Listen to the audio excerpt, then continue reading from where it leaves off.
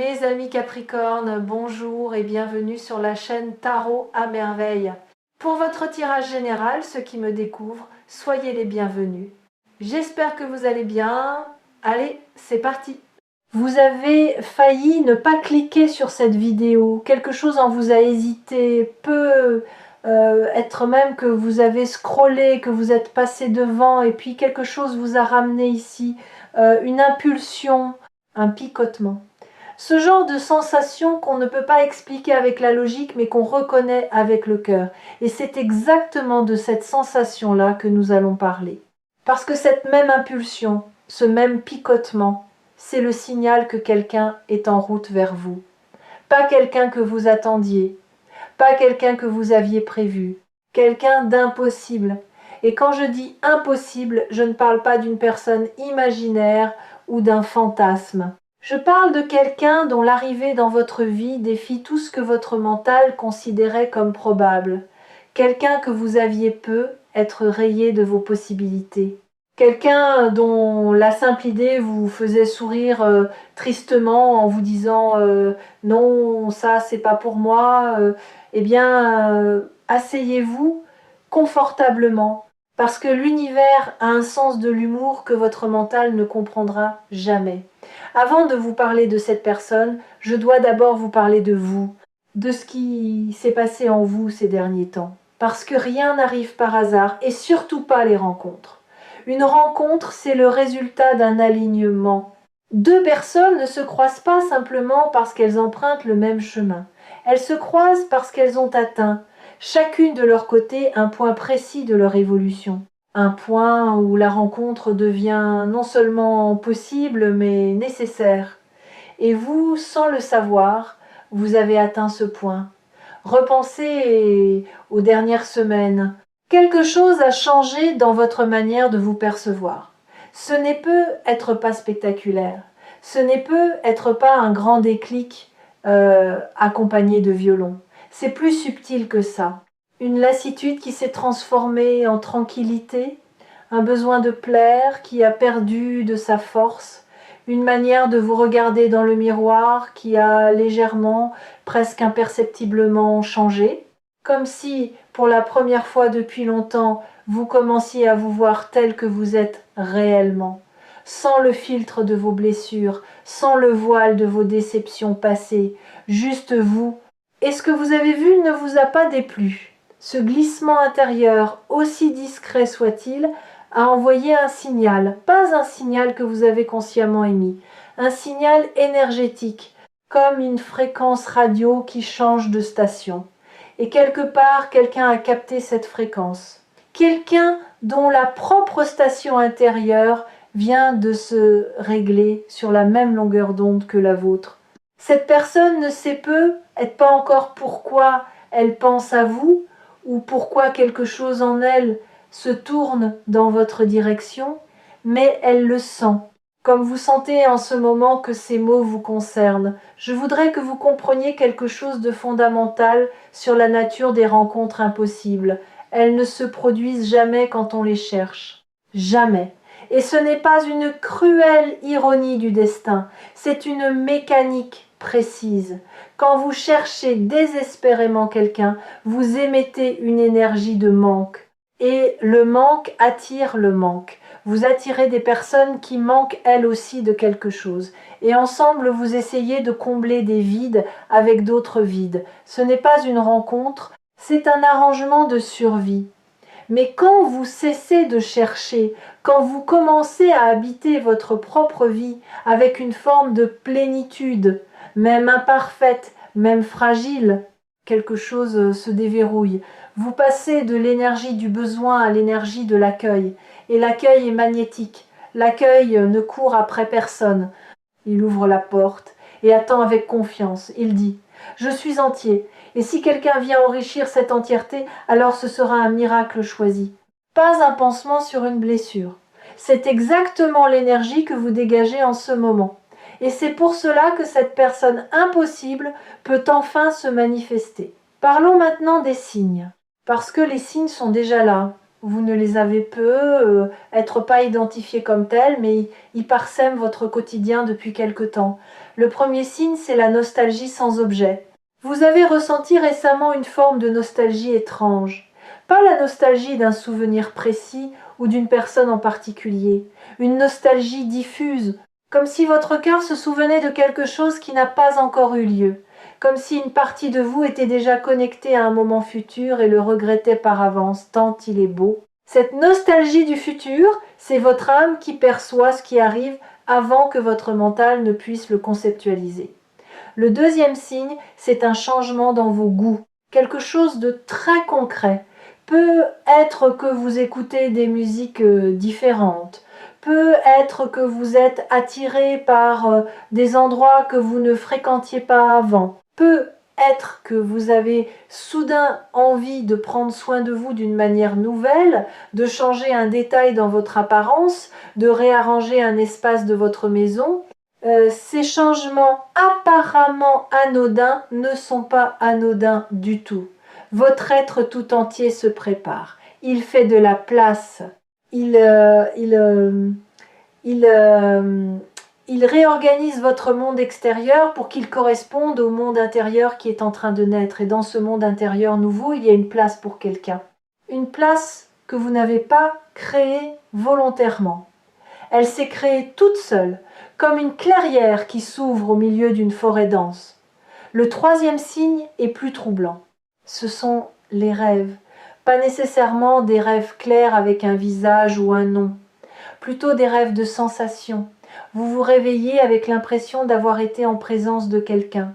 Une chaleur, une douceur, un sentiment de reconnaissance, comme quand on retrouve quelqu'un qu'on n'a pas vu depuis très longtemps et que les mots sont inutiles parce que le silence suffit.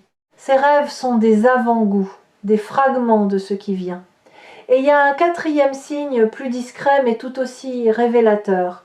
Vous avez commencé à faire le tri. Pas seulement dans vos placards ou dans votre téléphone, dans votre vie intérieure. Des pensées auxquelles vous vous accrochiez depuis des années ont commencé à perdre leur emprise. Des jugements que vous portiez sur vous-même se sont adoucis. Des souvenirs douloureux ont perdu un peu de leur charge émotionnelle, comme des orages qui s'éloignent et dont on n'entend plus que le grondement lointain. Ce tri n'est pas anodin. C'est votre être profond qui range la maison avant l'arrivée d'un invité. Pas n'importe quel invité. L'invité que votre cœur attend depuis si longtemps qu'il avait presque renoncé à l'espérer. Cinquième signe, et celui-ci est particulier, vous ressentez par moments une joie inexplicable. Une joie qui ne correspond à rien de concret dans votre quotidien. Tout va comme d'habitude, rien de spécial ne s'est produit, et pourtant, pendant quelques secondes, parfois quelques minutes, un sourire vous vient, une légèreté traverse votre poitrine, comme si votre corps savait quelque chose que votre tête ignore encore. Cette joie sans cause apparente et peut être le signe le plus beau de tous. C'est votre futur qui envoie des échos dans votre présent. C'est la preuve que quelque chose de lumineux existe déjà dans votre ligne de vie et que votre âme peut le percevoir bien avant que vos yeux ne le voient. Si vous êtes ici sur Tarot à merveille, c'est que votre intuition fonctionne déjà à plein régime. Vous captez des signaux que la plupart des gens ignorent. Et cette capacité, cette sensibilité, c'est précisément ce qui rend possible ce qui arrive. Maintenant, je dois aborder quelque chose de délicat. Cette personne impossible qui arrive, elle va bousculer certaines de vos croyances, pas vos croyances spirituelles ou philosophiques, vos croyances sur vous-même. Les histoires que vous vous racontez depuis des années sur ce que vous méritez, sur ce qui est réaliste, sur le genre de personne qui pourrait vouloir de vous, ces histoires, vous les avez construites à partir de vos expériences passées. Chaque déception a ajouté une brique au mur. Chaque rejet a renforcé la structure. Et aujourd'hui, ce mur vous semble aussi solide que du béton. Mais voici ce que le béton ne sait pas. Il suffit d'une seule fissure pour que tout s'effondre. Et cette personne, cette rencontre impossible, c'est la fissure.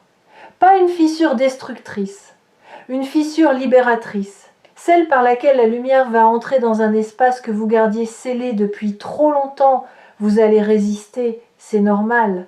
Quand quelque chose de beau se présente après une longue période de privation, le premier réflexe n'est pas la joie, c'est la méfiance, c'est le doute.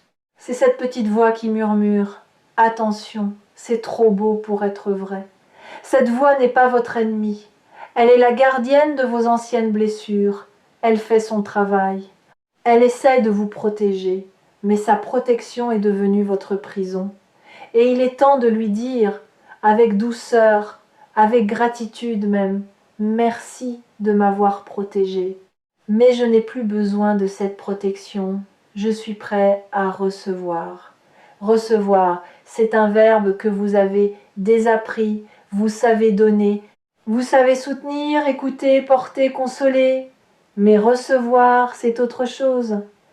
Recevoir demande une forme de vulnérabilité qui vous terrifie, parce que recevoir, c'est admettre qu'on a besoin. C'est ouvrir les mains au lieu de les garder fermées. C'est accepter que quelqu'un puisse vouloir prendre soin de vous, non pas parce que vous êtes faible, mais parce que vous le méritez. Ce réapprentissage du recevoir est déjà en cours. Chaque moment où vous vous autorisez un plaisir simple, chaque fois que vous acceptez un compliment sans le minimiser, chaque instant où vous laissez quelqu'un faire quelque chose pour vous sans culpabiliser, vous entraînez ce muscle. Et il se renforce.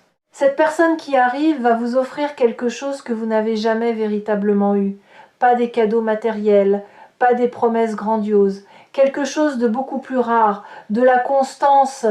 La constance, c'est l'opposé de l'intensité dramatique à laquelle vous vous êtes peu être habitué. C'est une présence régulière, fiable, pas spectaculaire mais profonde. Comme une rivière qui ne fait pas de bruit mais qui creuse la roche au fil du temps. Vous avez peu être confondu l'amour avec le spectacle, avec les montagnes russes émotionnelles, avec le feu d'artifice suivi du silence. Mais ce qui vient vers vous est différent. C'est un feu de cheminée, pas moins chaud, pas moins beau, mais durable, nourri, entretenu.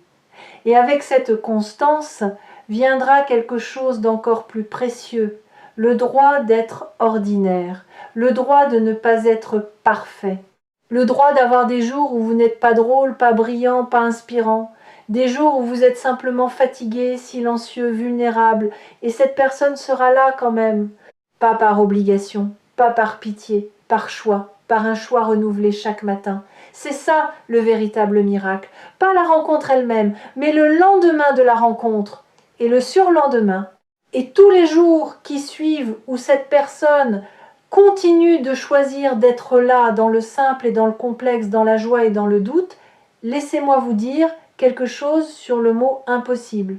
En le décomposant, on trouve IM possible.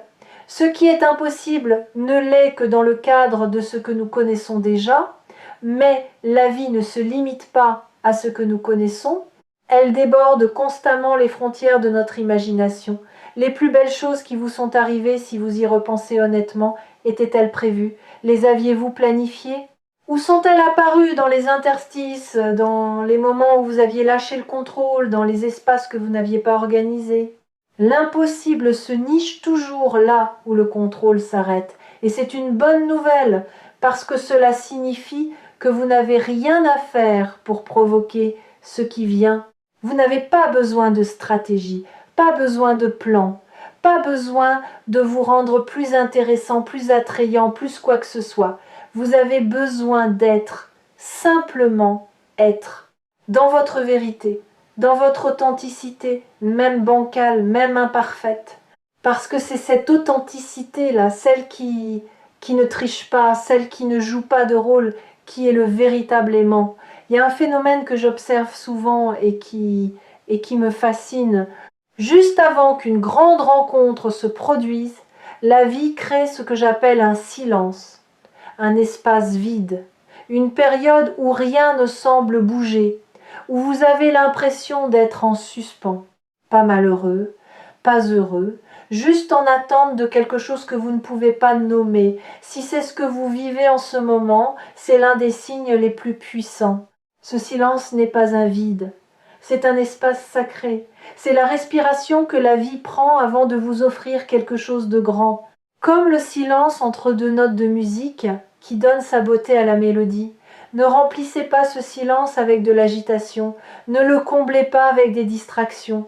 Habitez-le, apprivoisez-le. Il porte en lui la promesse de ce qui vient. J'ai envie de vous confier quelque chose que peu de gens osent dire à voix haute. Le monde vous a appris que l'amour se mérite, qu'il faut être assez beau, assez intelligent, assez drôle, assez stable, assez guéri pour qu'on vous aime. Et vous avez passé des années à essayer d'atteindre ce assez, à vous polir, à lisser vos aspérités, à cacher vos fissures. Mais voilà la vérité que personne ne vous a dite. Les gens les plus aimés ne sont pas les plus parfaits, ce sont les plus vrais. Ce sont ceux qui osent montrer leurs failles sans s'excuser d'en avoir, ceux dont le rire est parfois trop fort, dont les émotions débordent parfois, dont les mains tremblent parfois. L'amour ne cherche pas la perfection, l'amour cherche la résonance. Et votre fréquence, en ce moment, résonne avec une clarté qui attire vers vous exactement ce dont votre âme a faim. Vous vous demandez peu, être à quoi ressemblera cette rencontre? Comment elle se produira? Dans quelles circonstances? Et c'est naturel de se poser ces questions, mais je vais vous inviter à les laisser de côté. Pas parce qu'elles sont sans importance, mais parce que le mental, quand il imagine un scénario, réduit le champ des possibles, il crée des attentes. Et les attentes sont des filtres qui vous empêchent de reconnaître ce qui se présente quand ce qui se présente ne correspond pas exactement au scénario prévu.